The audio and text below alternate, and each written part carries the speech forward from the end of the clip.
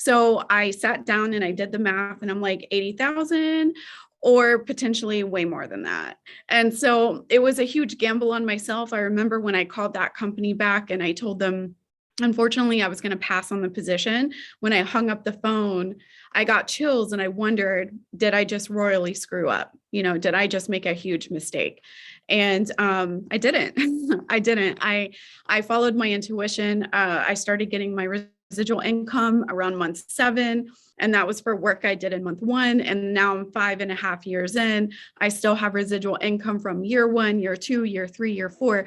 And that's how over time in insurance, you can compound your income every single year. Insurance makes the most millionaires out of any industry in the entire world. Number 1. This is the Alden Report.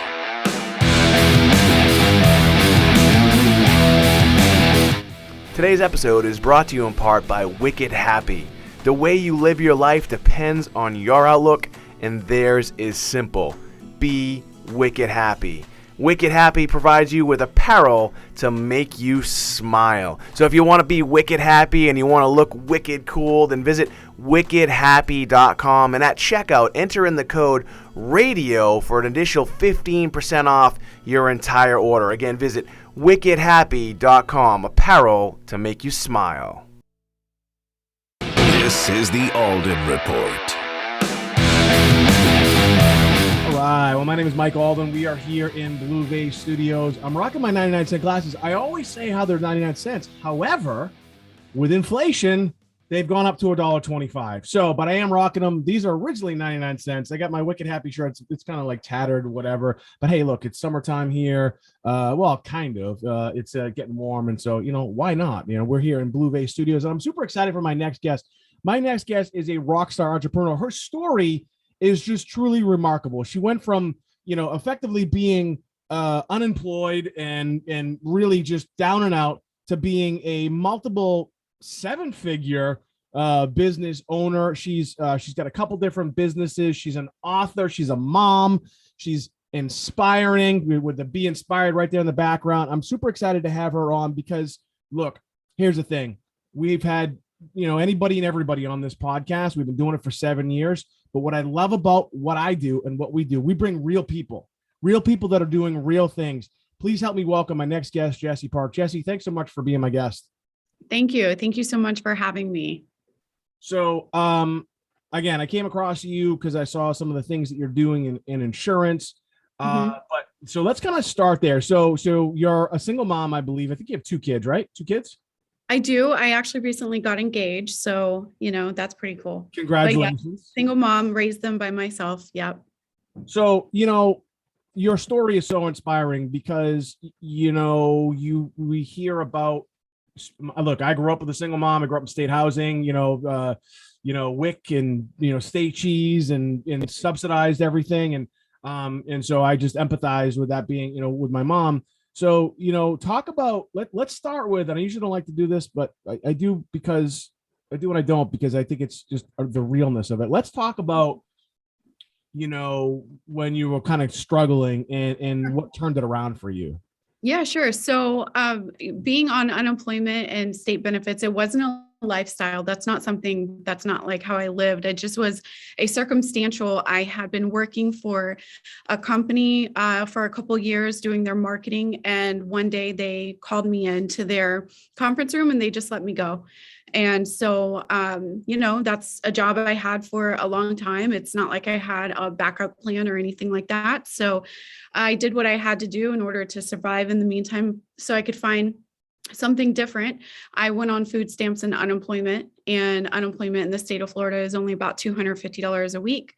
And so that's not a lot of money whenever you have, that's not even enough money for rent. So it got pretty hairy there for a little bit, and I couldn't find a job in my area of expertise. And so the only jobs that I kept getting calls for was insurance. And I was like, I don't want to sell anything. I'm not a salesperson. That's it's not meant for me. But desperate times call for desperate measures. So I was about 5 months into my unemployment, 6 months, I have 1 more month left, and I'm pretty tight on money as it is. So I decided to I reluctantly take this sales job, cold calling people over the phone, seeing if they needed new insurance. And it was scary for sure. And I eventually found my footing at a different insurance FMO, but I ended up being really good at it. And within 8 months, I had sold $1 million in premium, which is crazy because I started with no experience talking on the phone, sales, anything at all. But whenever you're pretty down and out, you'll do what it takes. What do they say is necessity is the mother of invention or something along those lines? Mm-hmm. Yeah, for sure. So you said something interesting. You said you didn't want to sell, right? You were a little bit nervous about it. And, look, I've been in sales my whole life. My first book is titled Ask More, Get More. We talk a lot about sales and that. So talk about that. When you think of sales, look, it just is what it is. A lot of times they think of men, they don't think of women. And so it is, a lot of quote sales environments. I think even the insurance space is probably male dominated. Talk a little bit about the understanding of once you started doing it, that you realize that we're always selling. Yeah. So you're right. It is a male dominated industry for sure. Like women there's barely ever any women that make it to the top like I have. Salesforce, there are, the women is growing. I'd say it's probably around 20-30% now, but it's still very male dominated. And so are the teachings when it comes to selling over the phone. There's like Jordan Belfort and all of these people that tell ABC, always be closing, keep it simple, stupid, KISS. And those tactics just didn't sit well with me. And I don't know if it's just because I take a softer approach to things. Like whenever I'm talking to a client, yes, you kind of have to be a little forceful getting them to talk to you on the phone. But once you establish like, yeah, they do need help, let me help you. I wasn't trying to cram products down their throat. I actually got to know them, talked about their kids, if they had animals, I'd learn their pets' names, and I would present them options. I let them feel like they were in control of whatever they chose, and they were. I would help them narrow it down to 3 choices. And as an insurance broker with multiple carrier contracts, whichever one they chose, I was going to get paid for.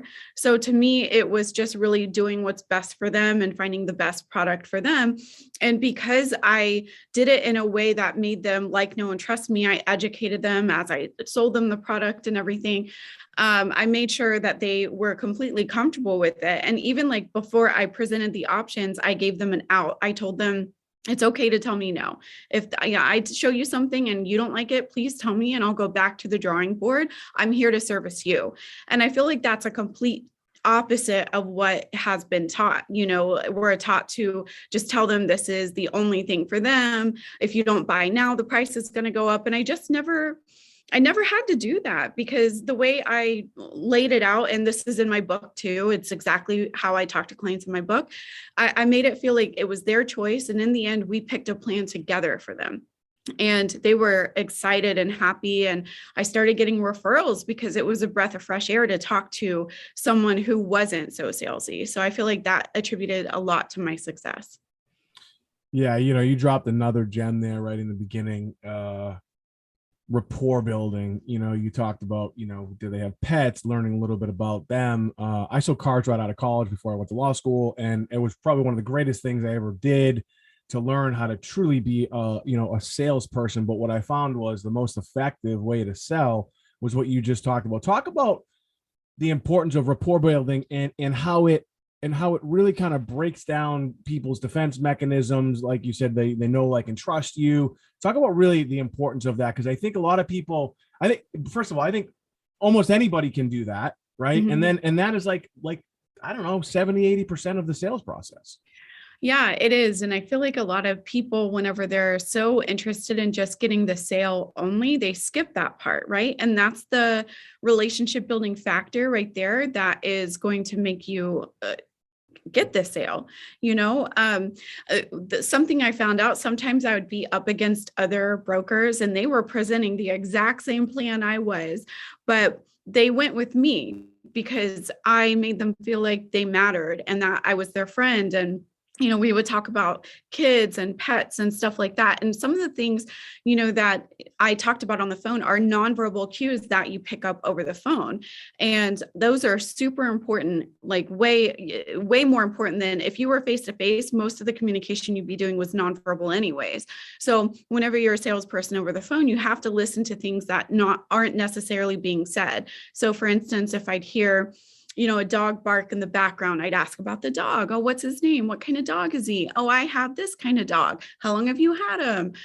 Does he have any brothers or sisters? And then if I heard kids in the background, I automatically knew I would want to talk to them about plans that covered their children as well. Oh, what are your kids' names? Oh, that's so cute. My daughter's name is this. She was born on this day too. So I feel like finding similarities and building that rapport with people is really important. And it's overlooked. It's just massively overlooked in insurance and sales in general. People want to feel like they matter to you. And if you can make them feel like they matter, they're going to do business with you. The other important part too with that, and I'm sure you agree with this, is the authenticity and the genuine nature of the questions that you're asking. Like I can just tell just by talking to you, like you're generally interested in the dog. I am. Right? I love animals. Right? Yeah. And again, I think a lot of salespeople, like you said, they skip the process. They're just trying to get to the sale. They're just trying to get to the next one. And that just never works. Mm-hmm. Right. I think, again, we're talking about a pretty big secret right here with Jessi Park. Again, if you'd like some more information about Jessi and what she's doing, we haven't even talked about a book. I want to backtrack on some other things we talked about before.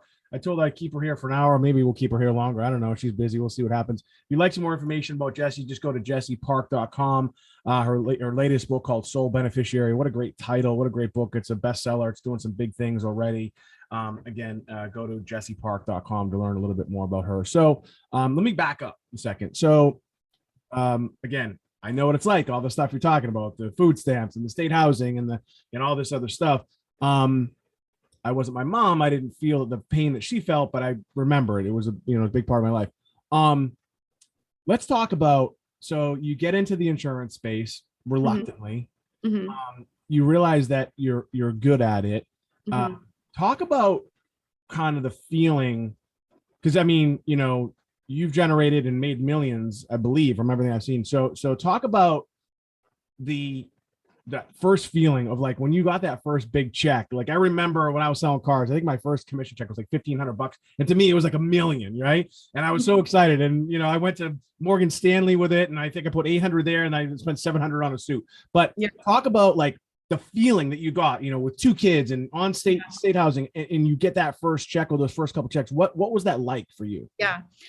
So I remember, at the job I got let go from, I made $47,000 a year, and it's a fine salary, for what I did and everything. And whenever taxes were taken away, my weekly paycheck was like $778 or something like that. And so I remember the very first time I made more than that. And I made like $1,238. And I was just like, oh my God, like, what is this? And then it just felt really good. And I knew I somehow found something to do in the meantime until I was waiting on that real job offer, and that real job offer actually came about 4 months into the insurance industry. I got offered a marketing position, making $80,000 a year, full benefits, 401k, everything like that. And, that 4 months prior would have been a dream come true, but I was 4 months in, I was making pretty good money. I was starting to make more per week than I had been making before. And with insurance, we have something called residual income. And so you have an advance, and then you start getting residual income after the advance is paid off. And so 4 months in, I was still in my advance phase. I hadn't even started getting any residual income. So I sat down and I did the math, and I'm like, 80,000 or potentially way more than that. And so it was a huge gamble on myself. I remember when I called that company back and I told them, unfortunately, I was going to pass on the position. When I hung up the phone, I got chills and I wondered, did I just royally screw up? Did I just make a huge mistake? And I didn't. I followed my intuition. I started getting my residual income around month 7. And that was for work I did in month 1. And now I'm 5.5 years in. I still have residual income from year 1, year 2, year 3, year 4. And that's how over time in insurance, you can compound your income every single year. Insurance makes the most millionaires out of any industry in the entire world. Number 1, more than real estate, more than tech, more than manufacturing. And that's the reason why is that residual income. So it's amazing. Yeah. I think about that moment for you, and yeah, it was a big deal. And you said something again, you dropped a lot of gems, and I appreciate you being here. You talked about, betting on yourself essentially, and I think it's more than following your intuition. The confidence that you had to do that, was it because you did see some success? And then the next question is, when we talk about success, it didn't happen overnight for you. I mean, I know you had a little bit of success, but you were putting in the work, right? Oh yeah, no. So I was not working 40 hours. I think a lot of people misconstrue the fact that I started making money early in insurance was I just kept the same schedule. That's not true whatsoever. I was working 70, 80 hours a week trying to get ahead. And because I had fallen in debt, I had deferred payments, I had collections, so I was really trying to get out of that hole that I was in. So I was really working. So the paycheck that I got, that was more than I used to make working 40 hours. To me, it showed potential. It just showed the potential of what I could possibly do in the insurance industry if I just kept working hard. And, I feel like a lot of new agents, they don't quite understand that you're in business for yourself. You're building up something for yourself. So it's going to take something you've never done before to be successful. And so I always tell new agents, you really only have to work and dial. I dialed like 400 to 600 people a day. So you really only have to work and dial your first 6 to 8 months like that, because then you're going to start getting, if you do it right and you build rapport, you're going to start getting referrals. You're not going to have to be on the phone so much because you're going to have incoming calls. You're also going to have residual income by month 7 or 8. So I always tell people for 6 months, if you can just really stay disciplined, find that determination, sit down with yourself, have a heart to heart with yourself, and tell yourself that for 6 months, I'm going to just bust my ass. I'm just going to work 70, 80 hours a week. This is what I have to do in order to change the path of my life. And that's what I saw. That's the potential I saw, is I saw the ability to change my life and not just live, an okay life, where I got by, I paid my bills, I had extra money to do some things from time to time, but actually live an extraordinary life, debt-free, no student loans, buy my own home. That's what I saw. That's the potential I saw. So, wait, 400 to 600 a day? Like, how is that possible? It's working a lot. Jesus, that's a lot of work. And, again, I want to just kind of reiterate what you said. You're talking, okay, I think it's anything. I mean, insurance, of course, but in anything, if you really want to be successful, you have to put in that commitment. You got to put in the work, and there's no such thing truly as an overnight success, is there? No. I mean, it's been years and years of hard work, and the one thing, I brought people into this business and I see them achieve success. I'm happy for them. They buy cars, they buy homes. I'm very, very happy, but I also see them let off the accelerator and they kind of start coasting on their residual income, and people fall off. They change policies, they cancel, whatever. And so that's the thing for me is I'm still seeing success because I still work a lot. It's enjoyable though. I actually like it. I like coming to work. I have staff now. It's not just my lonesome self dialing in the public library. I have, a building, a staff and everything like that. But I like what I'm building. I'm starting 2 new companies this year. So I'm really excited about where they're going. I work on those at night. I do my insurance stuff in the day. I train, I help agents. We recruit. I have my staff helps train. We get them up and going. I still service policies of my old clients, but at night I'm working on my 2 new business ventures. So for me, I'm a multi-passionate entrepreneur, and the work ethic that I've learned to harness through being in insurance, I'm now applying that to other businesses as well. Yeah, let's talk about those businesses. So I believe you have a couple different, like you just said, you mentioned a couple different businesses. How did you get involved in those? What made you want to do that? I think what is one of them like a clothing line, I think, right? Or Have you done research? yeah, a little bit, right? Yes. So I'm on one your is a website, you just got on your website and you just, click on the yeah. products. I love that. Yeah. Right now. So so there's two of them. One is a perfume line and one is a bag line. And I'll talk about both of them. The perfume line, the name of it is called Elysian. And it is the combination of my niece's name, Alicia, and my nephew's name, Evan. My sister passed away last year. And so I love perfume, and we shared a love for perfume. And I thought, what a better way to honor her than to name a company after her kids and then grow it. And by the time they turn 18, 19, 20, they have a job, they have a company that they can come and help run. So that's the motivation behind that. And then the bag, that's an invention. It's actually patent pending. The bag was, I travel a lot and I'm a woman. So there's not that many, we have briefcases that we could carry, but they get heavy. There's crossbody bags, but they're not that cute. You could have roller briefs, but they all look like luggage. And so I came up with a design that combined like a very luxury, high-end looking handbag, made it bigger, the size of like a briefcase, and put it on detachable trolley that the trolley then folds up and can fit inside of the bag. And so that's called Execulux. I already have about 400 ladies on the waiting list for this. It launches in September. So I'm really excited about that one. Wow. That is just awesome. What do you say to the people? I own a bunch of different businesses as well. And most of them actually didn't work.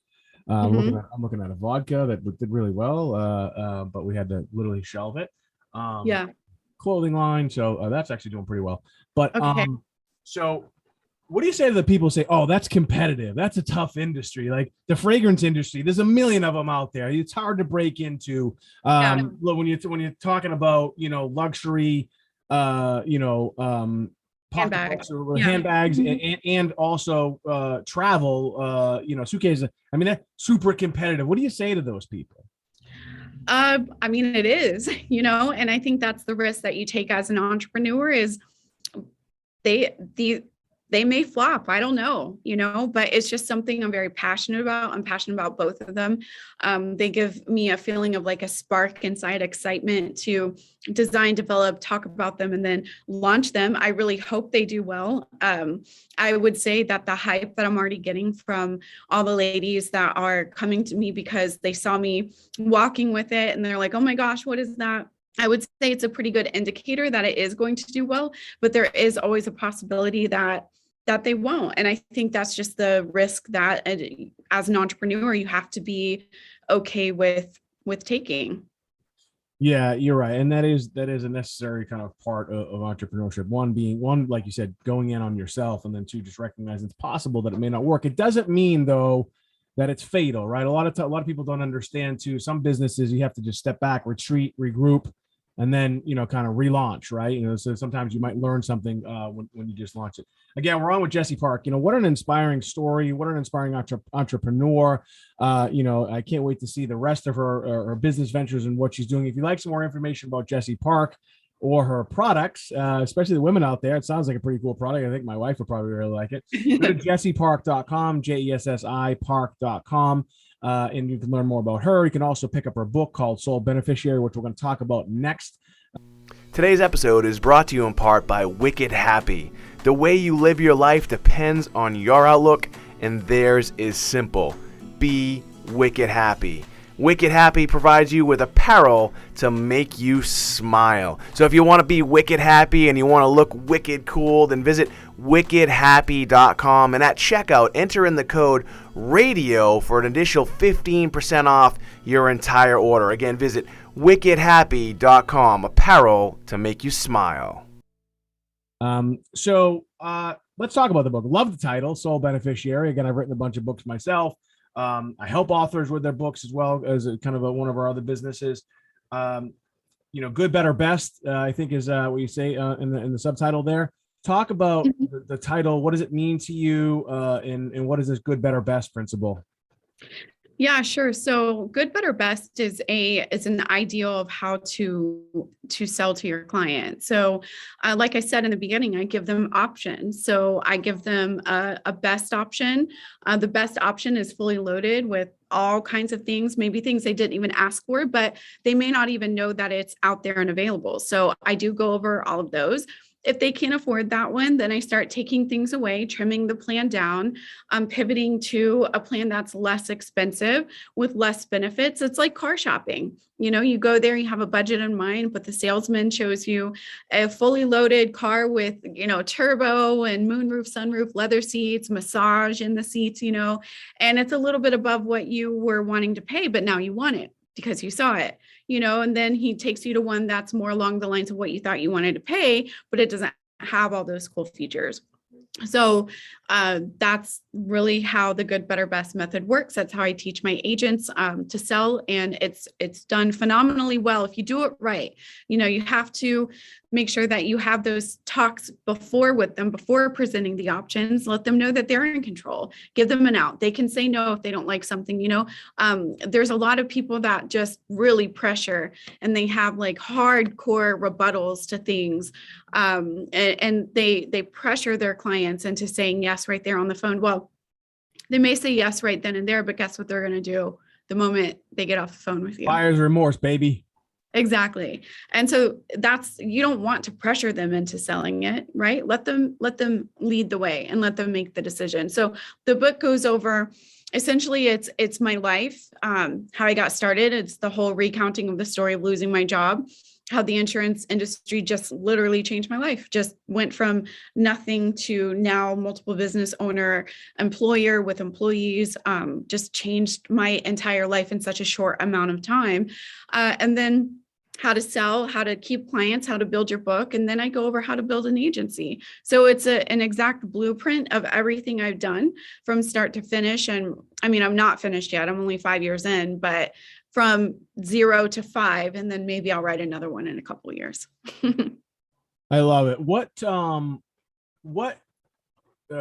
kind of ignited you or gave you the inspiration to write the book, right? Because my first book, I just started writing and then realized, oh, you know what? I think this is a book. And, so what was, because a lot of people want to write a book. A lot of people think they have a good story in them. I don't actually believe that. And I help authors all over the world with their books, and my books have sold all over the world, multiple languages. Yeah. I don't believe everybody has a book in them. Sorry, I just don't. Yeah, you obviously do. So for those listening right now, a lot of entrepreneurs listen to this, a lot of young entrepreneurs, a lot of CEOs, maybe they haven't written a book. Like, why did you decide to write the book? So my sister passed away from cancer in January, and she lived in Illinois and I live in Florida. So I was visiting her because she had been placed on hospice.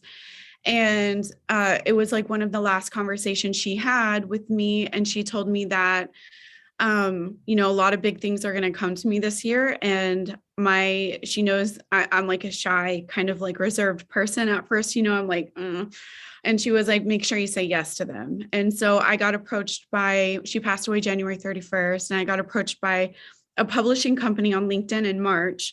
And they pitched the idea of writing a book with me, having me write a book. And my first inclination was to say, oh, like, no, who wants to hear what I have to say? Like, no. And so I went to Facebook, and I have a lot of friends and family on there. And I was like, I just got approached by a publisher that wants me to write a book. If I wrote a book, would any of you guys even read it?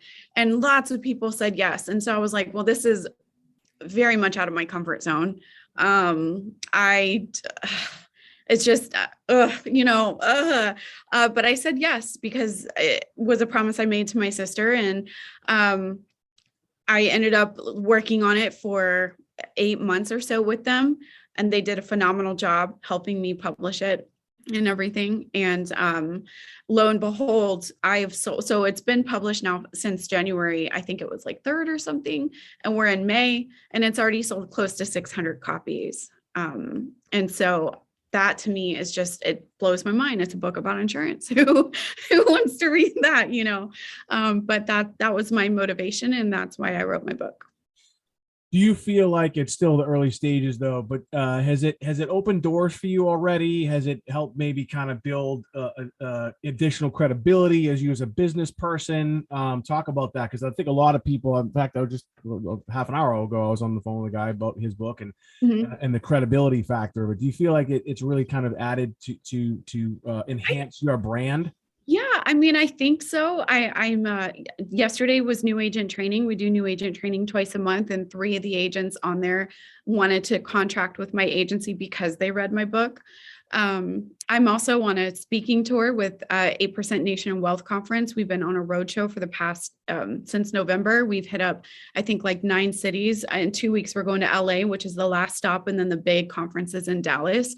I know I've gotten a lot of requests about, I read your book. It's phenomenal, or I'm not done yet. I picked it up. I love it. So I would say it does lead to credibility, and, maybe it's led to some things that maybe they didn't tell me they read the book, or maybe they found me because they heard about the book or something. I would say in general, I would say it's probably helped portray me in the insurance industry as like I know what I'm talking about, because I do. But I think it kind of helped lend to that. What do you say to people as well who, again, you didn't know anything about the insurance space? You were recruited by probably a bunch of different companies. You college educated. You have a background in marketing, which really is still kind of sales. But you didn't really know anything about it. I'm guessing there was a lot of training. There was a lot of terms that you didn't know. You got to get licensed.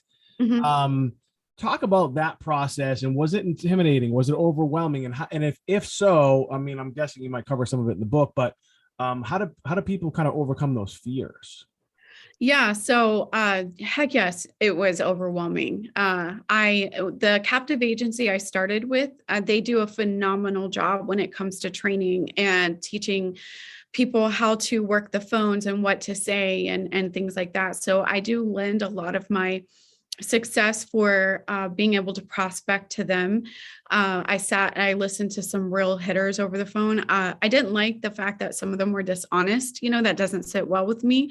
But the fact that they were able to get the client talking and how they kind of did it, I did pick up on. Definitely had to learn all kinds of new terms. Co-pay, co-insurance, deductible, beneficiary, all of those things, were brand new. And then I remember whenever I first had to dial, they're like, well, you've listened enough, now I need to dial. I remember holding my phone in my hand and trying to press that call button like 5 times. And I have anxiety. So like, I was so anxious that I could feel like tears kind of creeping down my face. I was so nervous, and I ended up not calling. I ended up texting for like 2 weeks. And then I finally worked up enough courage to call, and all the things that I think new agents go through. What if they hang up on me? What if they curse at me? What if they yell at me? I finally just had to get over the fear and say, okay, what's the worst that could happen? Maybe they hurt my feelings. I guess that's probably the worst that could happen, or they track me down. I hope not, but people really aren't that mean. If most of the time they'll just hang up on you if they don't want to talk to you. I really only had one person that was just, I think he had a really bad day. He was just really mean.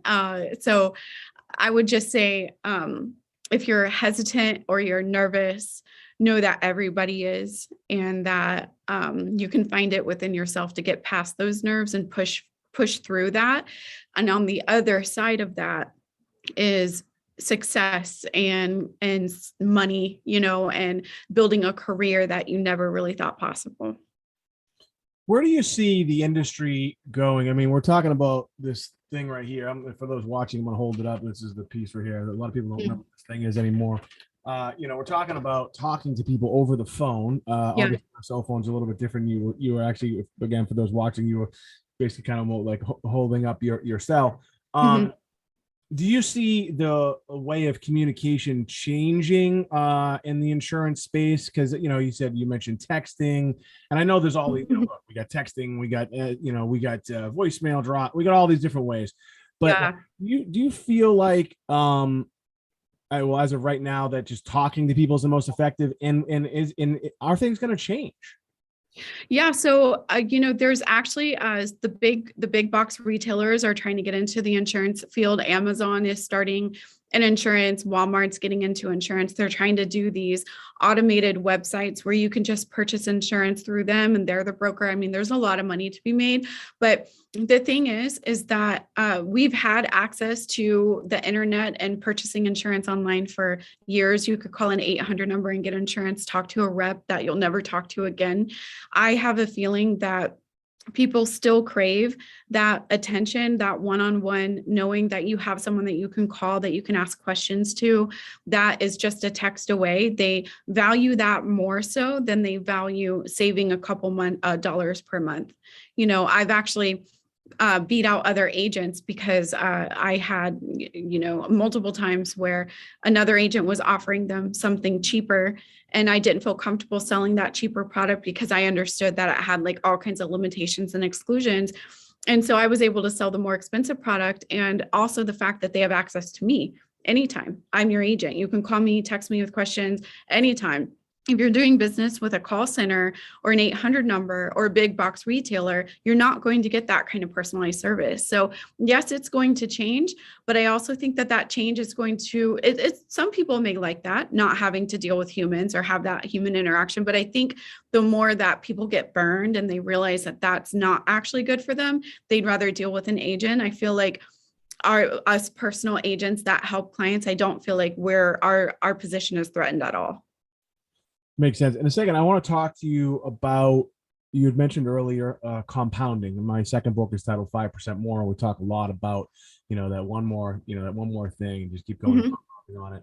I want to talk about that in a second. Again, we've been on with Jessi Park. And if you've been listening right now, watching right now, you've got to be inspired. Look, she's got to be inspired right in her background right there. If you're watching, she's a best-selling author of the book Soul Beneficiary. If you'd like some more information about Jessi, you can just go to jessipark.com, Jessi park.com, learn a little bit more about her, about what she's doing, not only in the insurance business. I didn't read the whole book, but I did read it. I think whether you're in the insurance industry or not, I think it's a book that you can pick up and certainly learn at least the principles of sales and really understand that we're always selling. So if you want to be inspired, like what's in her background, go to jessipark.com, learn about her, learn about what she's doing, learn about her latest business ventures as well to support her in her journey. So, you'd mentioned compounding earlier, right?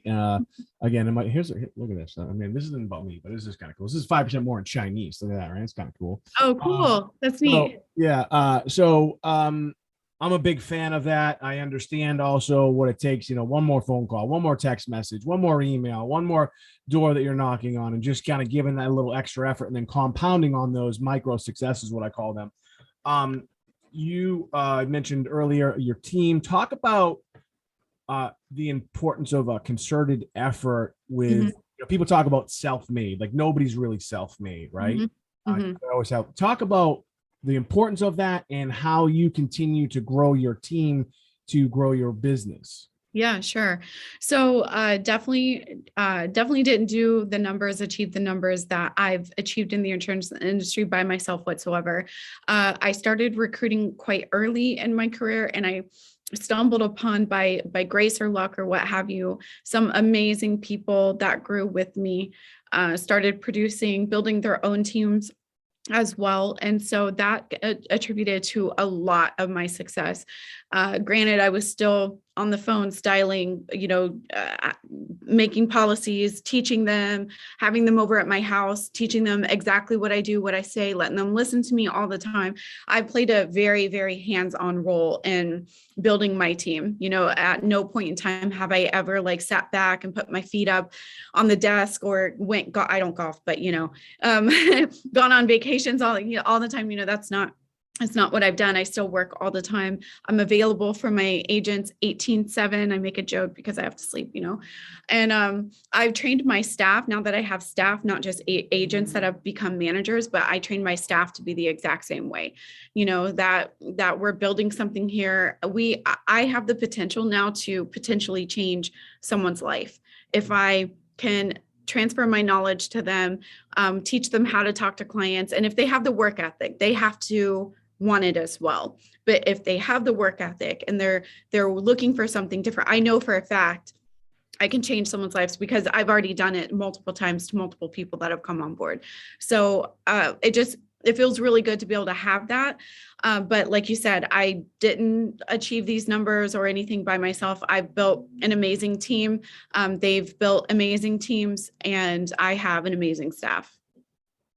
Yeah, thanks for expanding on that. Last, I don't know, I always say it's last, but I don't know. We'll see. Talk about your kids and what they've seen and what they've picked up on, and not only have you changed their lives and the trajectory of their lives through just the acquisition really of wealth, really, but talk about what they've seen and how mom was really struggling until now she's this rock star entrepreneur. What are they?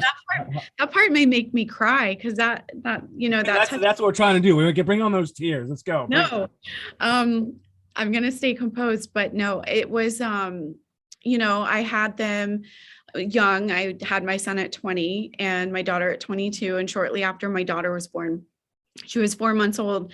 And their dad, my husband at the time, didn't want to be married anymore and didn't want to be, I guess, active in their lives or whatever. So from that point on, I raised them alone. He got better as the years went on and would take them for the summer and things like that. But it was still very much me, doing the day-to-day all the time. And I just remember, just like little instances. One that sticks out in my mind is whenever I think my son was like 6 and my daughter was 4, I had a boyfriend and we went to the carnival with his parents, and his mom bought his daughter like all these toys and carnival stuff and fiber optic, all these like light things. And my kids, they were little, they're like, we want one too. And I had to pull them aside and I had to say, you guys, mommy can't afford that. And they were little and they said, my daughter said, I don't want to cry, but my daughter said, that's okay, mommy, we're having fun anyways. And it was just like, stop. Listen, look, you can't see my eyes right now, but I'm tearing up a little bit. So I know the feeling. So yeah.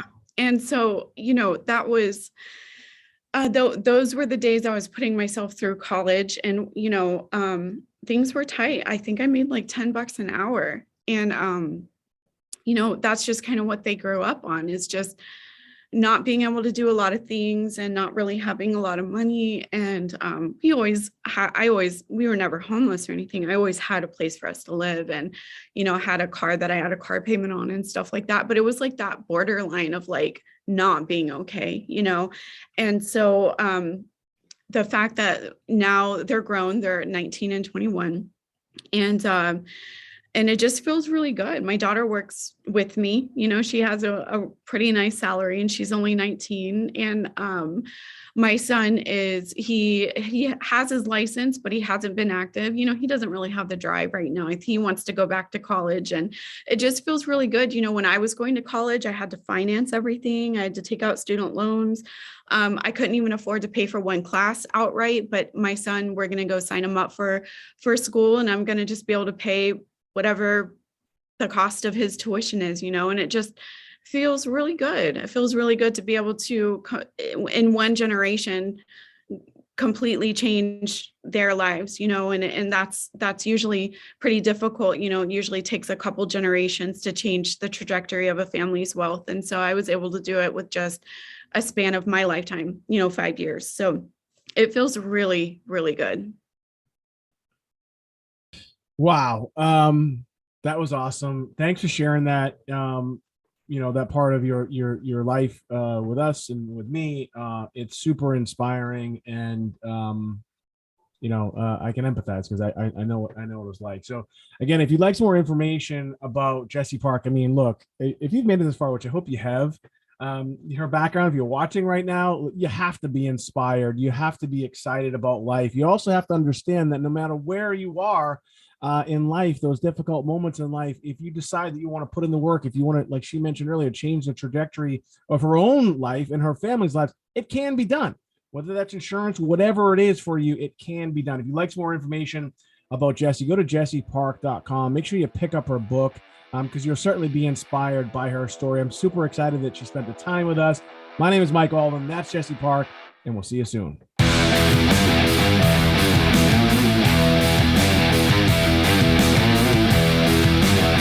Today's episode is brought to you in part by Wicked Happy. The way you live your life depends on your outlook, and theirs is simple. Be wicked happy. Wicked Happy provides you with apparel to make you smile. So if you want to be wicked happy and you want to look wicked cool, then visit wickedhappy.com, and at checkout, enter in the code RADIO for an additional 15% off your entire order. Again, visit wickedhappy.com, apparel to make you smile.